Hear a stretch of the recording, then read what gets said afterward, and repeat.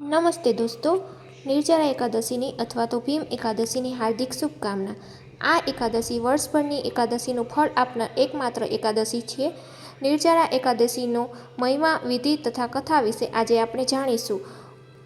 આ એકાદશી જેઠ સુદ 11ના દિવસે કરવામાં આવે છે। આ વ્રતમાં અન્ન કે જળ ગ્રહણ કર્યા વિના ભગવાન વિષ્ણુની પૂજા કરવામાં આવે છે।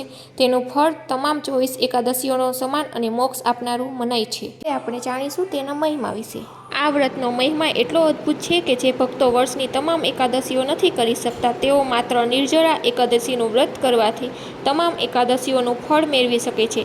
આ દિવસે દાન પુણ્ય કરવાનું ખૂબ જ મહત્વ છે। હવે આપણે જાણીશું વ્રતની વિધિ વિશે। આ દિવસે સૂર્યોદયથી લઈને બીજા દિવસ સુધી પાણીનું એક ટીપું પણ લેવામાં આવતું નથી તથા ભગવાન વિષ્ણુની પૂજા અને ઓમ નમો ભગવતી વાસુદેવાય મંત્રના જાપ ખૂબ જ ફળદાયી માનવામાં આવે છે। હવે આપણે તેની કથા સાંભળીશું।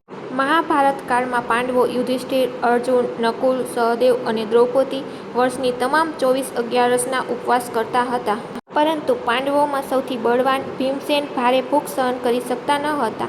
તેમના પેટમાં વૃક નામની અગ્નિ પ્રજ્વલિત હતી, જેના કારણે તેમને વધુ ખોરાકની જરૂર પડતી હતી। ભીમસેન આ ઉપવાસ ન કરી શકવાના કારણે ખૂબ દુઃખી હતા। ત્યારે મહર્ષિ વેદવ્યાસજીએ તેમને રસ્તો બતાવ્યો કે તમારે વર્ષની કોઈ એકાદશીની ઉપવાસ કરવાની જરૂર નથી।